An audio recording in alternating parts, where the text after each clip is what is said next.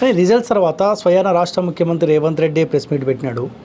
So BRS party బీజేపీని గెలిపించడం కోసం తనకు తానే ఆత్మ బలిదానం చేసుకుంది, తన పార్టీని తానే కథ చేసుకున్న ఒక ఆరోపణ బీజేపీ పైన చేసిండు. సో రిజల్ట్స్ చూస్తుంటే కూడా అదే తరహాలో కనిపిస్తూ ఉంది. బీఆర్ఎస్ పార్టీ ఓట్ బ్యాంక్ కంప్లీట్గా పడిపోవడం, సో అక్కడ బీజేపీ కంప్లీట్గా భారీ మెజార్టీతో గెలవడం, ఈ ఈక్వేషన్ చూస్తూ ఉంటే ఎక్కడో సో కొంత డౌట్ అయితే వస్తూ ఉంది. అట్లా అనుకుంటే ఇట్లా ఇప్పుడు గతంలో బీజేపీ పార్టీకి 4 ఎంపీ సీట్లు వచ్చినాయి. అంటే అప్పుడు కేసీఆర్ ముఖ్యమంత్రి ఉన్నప్పుడు కూడా 4 ఎంపీ సీట్లు వచ్చినాయి. ఇప్పుడు అదే వేవ్ కంటిన్యూ అంటే డబుల్ అయింది. అప్పుడు ఎమ్మెల్యే సీట్లు ఒకటి ఉండే 8కి పోయినాం. ఇప్పుడు 4 సీట్లు ఉండే 8 సీట్లు పోయినాం. మేము అసలు మా టార్గెట్ అసలు 11 సీట్స్ ఉండే. ఇంకా కొంచెం వాళ్ళు అధికార పార్టీ కొంచెం డబ్బులు పంచడం వల్ల కొంచెం ఇబ్బంది అంటే 2-3 సీట్లు ఇప్పుడు దాదాపుగా బీబీ పాటిల్ గారు ఓడిపోవడం దగ్గర దాకా వచ్చి ఓడిపోయాడు. ఇట్లా కొన్ని సీట్లలో ఓన్లీ డబ్బులే పనిచేసినాయి వాళ్ళు Congress party. So Congress party ఈ తరహాలో ఆరోపణ చేస్తూ ఉంటే బీఆర్ఎస్ పార్టీ బీజేపీ 2 ఒకటైనా కాబట్టి 8 సీట్లు బీజేపీ గెలుచుకోవడం జరిగిందని చెప్పి కాంగ్రెస్ పార్టీ ఆరోపణ చేస్తుంది. సో ఇంకా చర్చ కొంత మేధావి వర్గంలో కావచ్చు, కొంత ఆలోచించే వర్గాల్లో చర్చ ఏంటంటే కాంగ్రెస్ పార్టీ స్వయాన బీజేపీని ఎత్తుకున్నది. సపోజ్ మల్కాజ్గిరిలో కావచ్చు కొంతమంది డమ్మీ క్యాండిడేట్లు పెట్టి, సికింద్రాబాద్లో డమ్మీ క్యాండిడేట్లు పెట్టింది, చేవేలలో ఇట్లా అబ్జర్వ్ చేస్తూ ఉంటే క్యాండిడేట్లను చూస్తే కూడా సో స్వయాన కాంగ్రెస్ పార్టీ బీజేపీని ఎత్తుకుంది, బీజేపీ అభ్యర్థి గెలుపు కోసం డమ్మీ క్యాండిడేట్లు పెట్టుకున్నారన్న చర్చ కూడా జరుగుతూ ఉంది కదా. దీంట్లో వాస్తవం మీరు అన్నట్టు అంటే ఎగ్జాంపుల్ చెప్తా ఉన్నా, మా దగ్గర 8 మంది గెలిచారు. ఇప్పుడు ఒక్కొక్కరికి ఒక అంటే గ్రేట్ అని కాదు చెప్పలేదు, క్యాండిడేట్ పరంగా చూసుకుంటే వ్యక్తిగతంగా వాళ్ళకున్న ఇమేజ్ నాకు తెలిసి ఇంకా తెలంగాణ రాష్ట్రం ఎవరికి. ఇప్పుడు కొండ విశ్వేశ్వరరెడ్డి గారు నీతికి నిజాయితీ మారిపోయారు.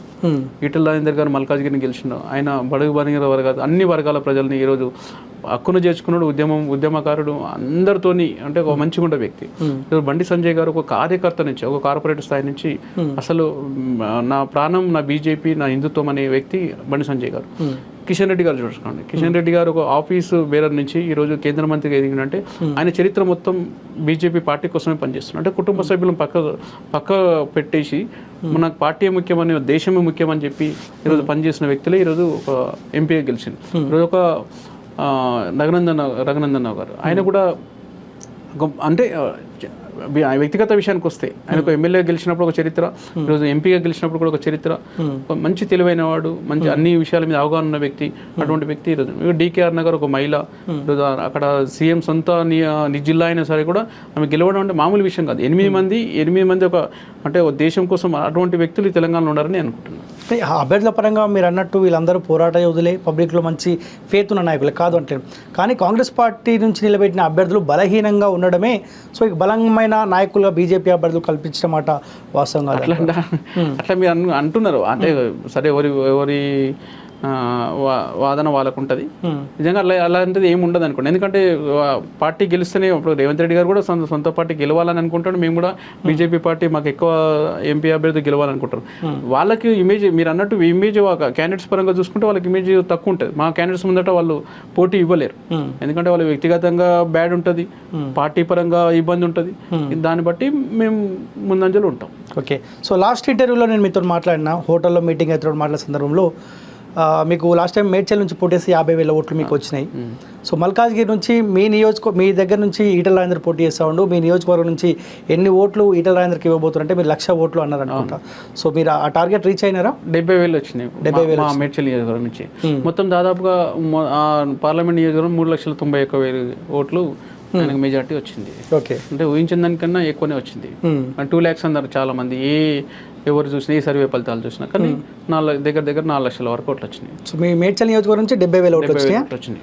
సో మీ గతంలో పడ్డ 50,000 ఓట్లు, సో 20 యాడ్ అయినాయి. 20 లీడ్ చెప్తుంది నేను, లీడ్ 70,000. ఓకే.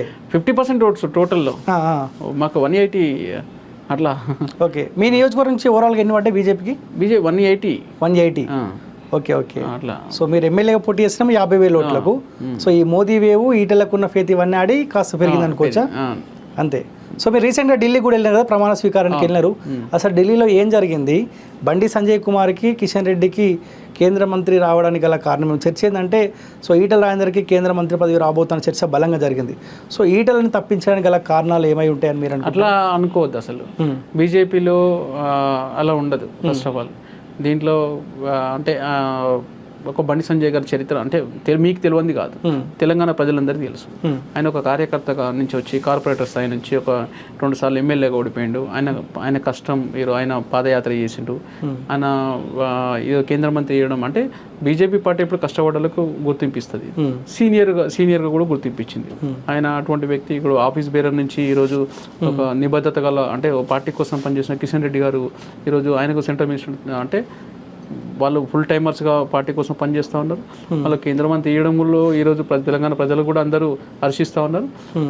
ఎవరు ఎక్స్పెక్టేషన్స్ వాళ్ళకు ఉంటాయి. అంటే ఈటల రాజేందర్ గారు కూడా ఆయన స్వతహాగా అయితే నేను ఇంటర్వ్యూలో చెప్పిండు, నేను ఎవరినైతే ఏం అడగలేదు, పార్టీ ఏ బాధ్యత ఇచ్చినా నేను దాన్ని తీసుకొని దానికి పూర్తి స్థాయిలో న్యాయం చేస్తా అని చెప్పడం జరిగింది. కానీ ఈ పదవుల విషయంలో సో ఈటల రాజేందర్ కూడా ఉద్యమకారుడు, సీనియర్ నాయకుడు, ఎవరు కాదన్నారు కూడా ఈ కేంద్ర మంత్రి పదవి ఎప్పుడైతే ఇద్దరికి కేటాయించారో కిషన్ రెడ్డికి, బండి సంజయ్ కుమార్కి, ఇక్కడ ఏమన్నా ఇంటర్నల్గా విభేదాలు ఇలాంటివి ఏమన్నా జరిగినాయా? ఇట్లా బీజేపీ పార్టీలో అలాంటిది ఉంటుంది. అంటే ఒక మీడియా సృష్టిస్తూ ఉంటుంది, ఆయనకు రాలేదు ఈయనకు వచ్చింది అంటే. ఇప్పుడు 8 మంది గెలిచారు, 8 మంది ఎంఐఎంఈలే ఇక్కడ తెలంగాణ రాష్ట్రంలో. అదే మీకు చెప్తా ఉన్నా.